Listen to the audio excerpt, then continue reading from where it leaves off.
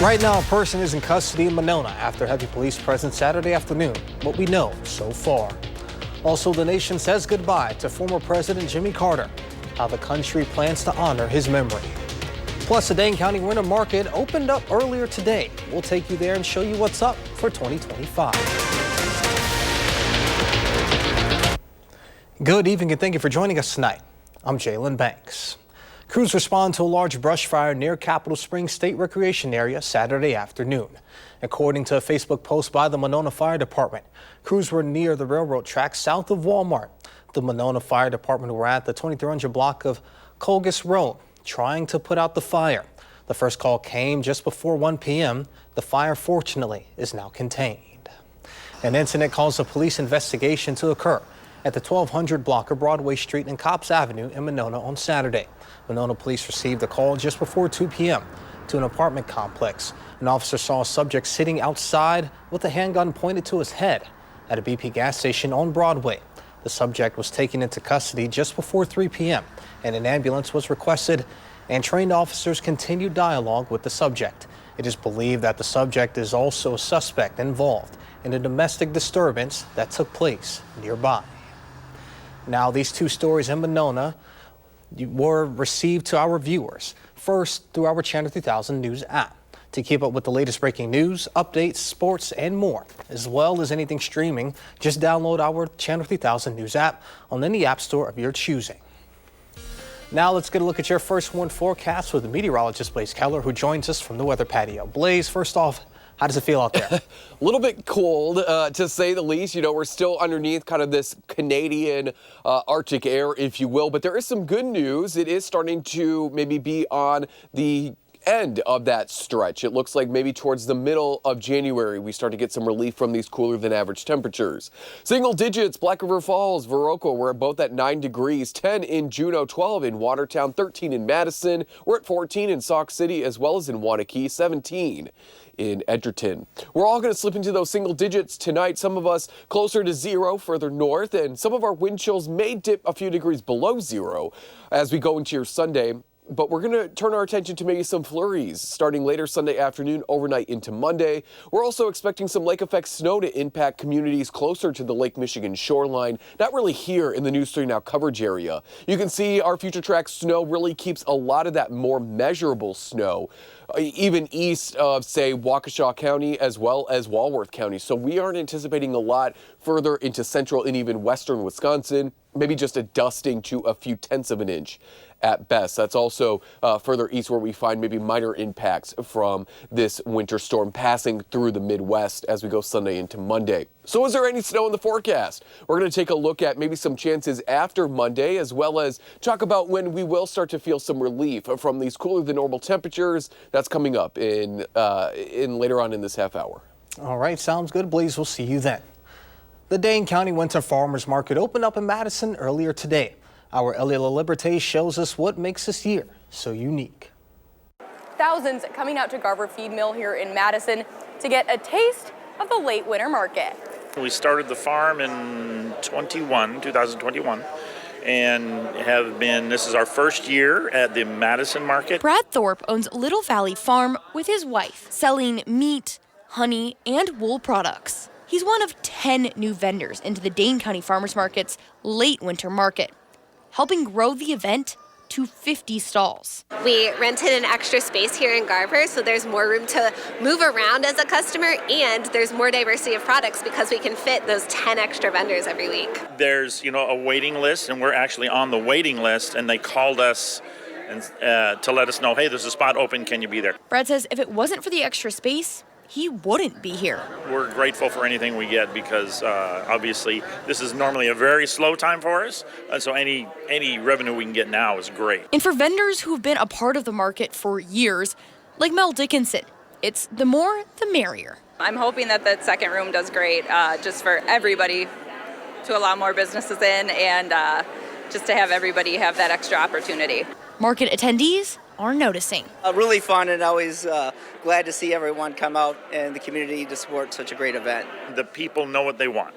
They know they want good quality meats. They want good quality produce and what they want, and that's really nice. It's been great. Yeah. The market runs from 8 a.m. until noon until April 5th. Reporting in Madison, Ellie LaLiberte, News 3 Now. Ellie, thank you. The Sauk County Sheriff's Office released a statement earlier today regarding a shelter-in-place warning sent to Baraboo residents around 2 a.m.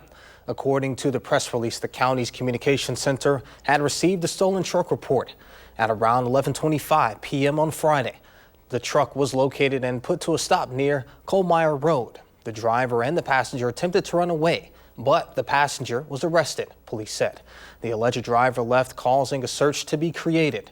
The county's emergency management unit sent out an automated alert to all cell phone users that were in the search area, requesting to have people lock their doors and find shelter. Now to some of our top stories. A California man who was messaging the Abundant Life Christian School shooter before she carried out her deadly attack was in court on Friday. A restraining order against 20-year-old Alexander Poffendorf says he and the ALCS shooter were planning a mass shooting together.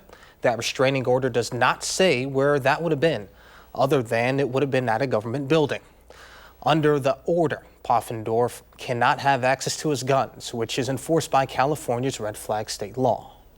I would just like to apologize to the court, and then in terms of the future, in terms of the gun violence protective order, whatever you feel is necessary and the Carlsbad Police Department feels is necessary, I'm willing to accept.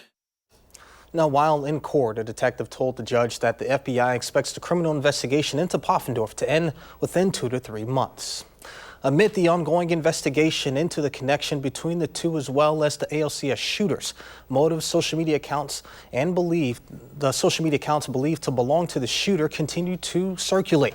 The Madison Police Department says it cannot yet publicly verify which accounts belong to the suspect, but the investigation has led to online activity glorifying violence, hate, and extremist ideologies. The vice president of the Anti-Defamation League Center of Extremism says online spaces that promote hate and violence are not hard for kids and teens to find. Janesville police have arrested 2 people in connection to a December shooting. It was on the 16th when officers were called to North High Street for reports of a shooting. It was there where they found a man in critical condition. On Friday, a search warrant was served at an apartment on North High Street. During the search, police arrested Deontay Foster. The 41-year-old man is charged with attempted first-degree intentional homicide and being a felon in possession of a firearm. A 35-year-old woman was also arrested. She is being charged with harboring a felon. Both are being held in a Rock County jail. And with the 119th Congress now sworn in, senators now can begin questioning and ultimately confirming or denying President-elect Donald Trump's cabinet nominees. Those nominees are under scrutiny from both sides of the aisle. 2 of note, Pete Hegseth and Robert F. Kennedy Jr.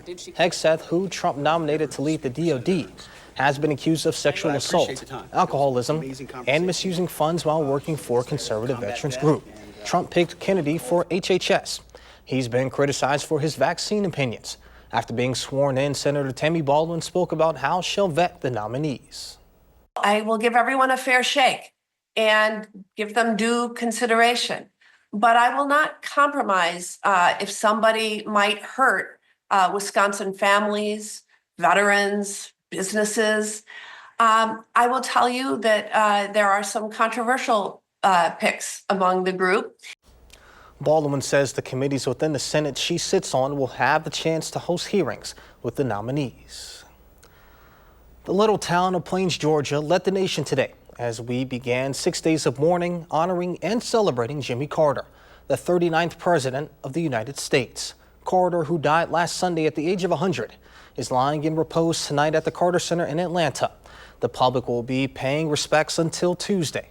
A state funeral will be held Thursday in Washington, and then he'll be buried later that day in Plains. Mark Strassman reports on the farewell tour with Jimmy Carter. My apologies, we are having some technical difficulties, so we're going to head to break right now. And coming up next on News 3 Now at 10, a complete look at your first warn forecast with meteorologist Blaze Keller. But first, a large winter storm is set to impact many parts of the country. We'll show you where.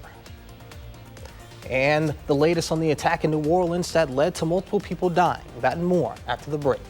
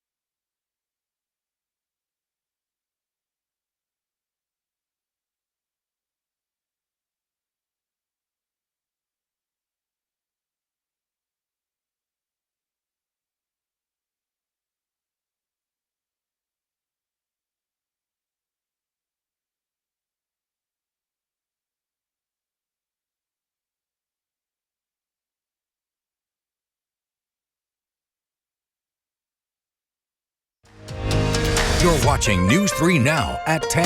Moving forward. Apologies for those technical difficulties before we went to break. Now to that story. The little town of Plains, Georgia led the nation today as we began 6 days of mourning, honoring, and celebrating Jimmy Carter, the 39th president of our country.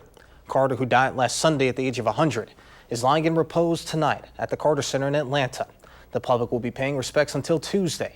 A state funeral will be held on Thursday in Washington, and then he'll be buried later that day in Plains. Mark Strassman reports on the farewell tour of Jimmy Carter. First stop, Georgia's state capitol building. Governor Brian Kemp greeted the Carter family. A moment of silence honored his service as the state's governor. Then Marines carried the casket into the Carter Presidential Center, also in Atlanta. He'll lie in repose through Tuesday morning. Chip Carter, one of his 4 children. He was an amazing man, and he was held up and propped up and soothed by an amazing woman. And the two of them together changed the world. After Atlanta, America's final salute shifts to Washington, D.C. Next Tuesday and Wednesday, Carter will lie in state in the Capitol Rotunda. On Thursday, a state funeral at the National Cathedral. President Biden will give one of the eulogies. President-elect Trump has said he'll attend. We've seen that outpouring of support from all over the world and from all over the country. And he believed, I think, in his heart that he had a real personal relationship with the American people. Mark Strassman, CBS News, Atlanta. In New Orleans, the city is trying to heal as there are more questions about security ahead of the attack that killed 14 people and injured dozens more. The French Quarter is now reopened with tightened security, while in Texas Friday, the FBI searched the home of the attacker, Shamoud Din Jabbar. Sources tell CBS News they found bomb-making chemicals and equipment inside. The FBI now believes Jabbar acted alone, but say the 42-year-old Army veteran was inspired by ISIS. The New Orleans City Council has announced an investigation into what went wrong with the security. There are questions about why a protection system designed to stop vehicles from entering Bourbon Street was down. Actually, we have them. I didn't know about them, but we have them. And so we have been able now to put them out. On Friday, a law firm representing one of the victims said it will sue the city of New Orleans and the New Orleans Police Department over the attack as they failed to implement basic security precautions. Tonight, a massive winter storm is expected to bring heavy snow, ice, and bitter cold to large parts of the country. 50 million people in 25 states are in the storm's path. Today, whiteout conditions slowed traffic up to Cottonwood Canyons near Salt Lake City, and icy roads made it a treacherous trip for the Big Rig near Wichita, Kansas. CBS's Ian Lee is in Kansas City, where crews are getting ready.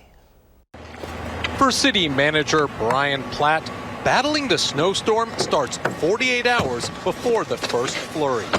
That we've been pre-treating our roads for 2 days before the storm means that we really shouldn't get to a moment where the roads are impassable.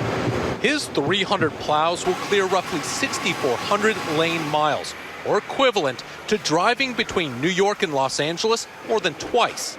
Every single plow has a tablet with a GPS mapping system.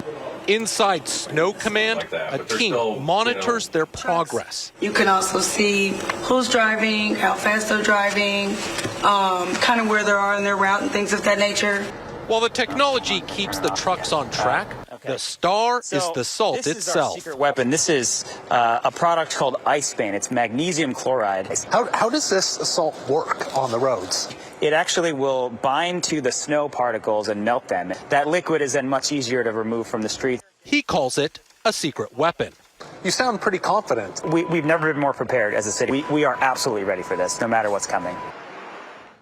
While officials here believe they're ready, they need the public's help. The city manager says it's important for folks to stay off the roads during the storm so the plows can clear them quickly and safely. Ian Lee, CBS News, Kansas City. Let's get a look at your first one forecast. Now, Blaze, we shouldn't be seeing any of what Kansas City's about to be seeing, right? No. In fact, we're going to be on the northern end of that system. When we first started to see that system on our models, it was looking to impact us here across southern Wisconsin, but the trend kept pushing it south, and that's kind of what we look for in weather models. What is it trending to do? Because that's likely what's going to happen, and that is what's happening. It's staying to our south, but maybe a few flurries Sunday night into Monday especially, and then we quiet down. Really limited snow chances over the next 10 days, and it's because of where these high pressure systems are coming out of, which is Canada. They're reinforcing not only the dry air, but the stable cooler air as well. And these are strong high pressure systems. Typically during winter months, and especially during cold weather, these high pressure systems are much stronger than these low pressure systems. So they're really pushing these as far south or as far along their edges as they can. So that's why we're going to stay quiet as the system passes through the Midwest. But as that system kind of redistributes where its center is, it's going to move actually back north. We maybe see some cloud cover into Tuesday. But overall, we're not losing the influence of this big area of high pressure until maybe the end of next week. Parts of Kansas, Nebraska, Missouri, Illinois, Indiana experiencing or could experience major to even extreme impacts from this latest winter storm. You can see it stretching there from essentially the Rockies and the Central Plains all the way to the East Coast. That's nearly 1,500 miles of alerts issued as this system is set to bring possibly a foot of snow, if not more, to Kansas City, St. Louis, Indianapolis, where I was raised as a child, Decatur there in northern Illinois. So you can see the path of this system. And again, it is going to be staying off to our south. So take a look at all of those alerts. You've got winter storm watches near Washington, D.C., winter storm warnings in the pink, ice storm warnings for parts of southern Illinois and parts of southern Missouri there in the orange. That's a blizzard warning. And then in the purple all around it, those winter weather advisories. So again, maybe just some flurries Sunday night into Monday. We are not anticipating a lot in the way of snow because of this colder air. But as we look to the end of our extended forecast and we see that +1. So we're starting to see maybe a bit of a relief from these cooler than average temperatures. And that in turn also could bring us some more snow chances as we go further into January. But it does look like as we go maybe into the middle of January, because that Tuesday there where we get that +1, that's about January 14th. That is when we'll likely start to see more normal, if not warmer than average temperatures return to central and southern Wisconsin. Tomorrow, though, back into the teens we go, maybe a few low 20s, but staying partly sunny to mostly cloudy. Probably going to lean more mostly cloudy than anything with, again, that flurry chance into the second half of the day, overnight, and then into your Monday as well. There is a look at your 7 and 10 day forecast, and as I mentioned, we start to get some relief from these cooler than average temperatures by the end of our extended forecast, but really up until then, limited snow chances, which is great for folks who want to get out on the ice. The less amount of snow we have on the ice, especially overnight, Jalen and folks at home, the quicker the ice grows and thickens, so it'll be really safe for all of us to either ice skate on, to fish on, or just to walk on here probably as we go into the middle of next week for sure. Yeah, we got a lot of lakes around here, so as you well know, so many people like to spend time out there. So good news for them. Yes. Thank you, Blaze. And to stay up to date on the weather, you can use our First Warn Forecast weather app. It is hourly forecast, road conditions, and the latest radar. You can download it for free in your phone's app store. Just search WISC Weather. The 82nd Golden Globes will bring Hollywood's best and brightest for a night of celebrating the best performances on the big and small screens from 2024. Elise Preston has more on what to look forward to on the big night.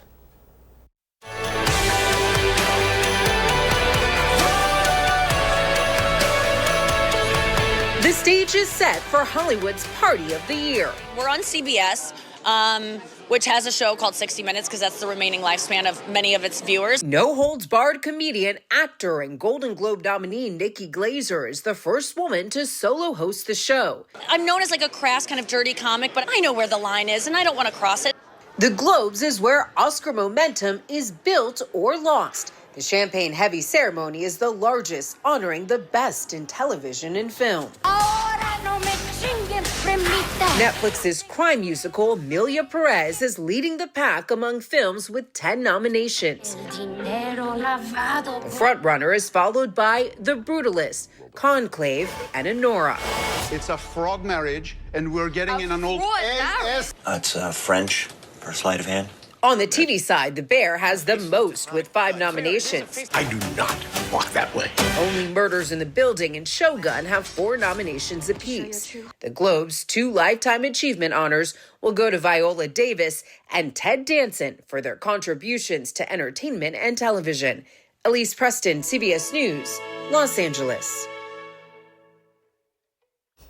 The Golden Globes will air right here on CBS at 7 p.m. local time, so feel free to tune in. And coming up next in sports, Badger Nation head to the Windy City as the Badgers hockey take on the ice at Wrigley Field. We bring you the highlights next in sports.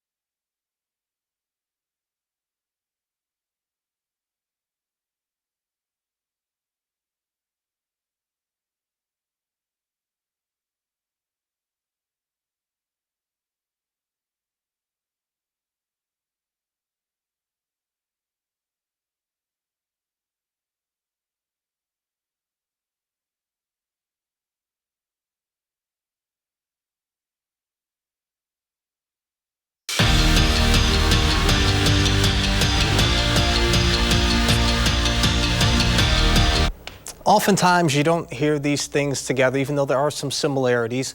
Hockey and baseball. Wisconsin women's hockey is heading south to play in the Windy City at Wrigley Field for one of their classics this hockey season. Our Zach Hanley and Andrew Banster are down there with the latest. We'll have that full story after the break.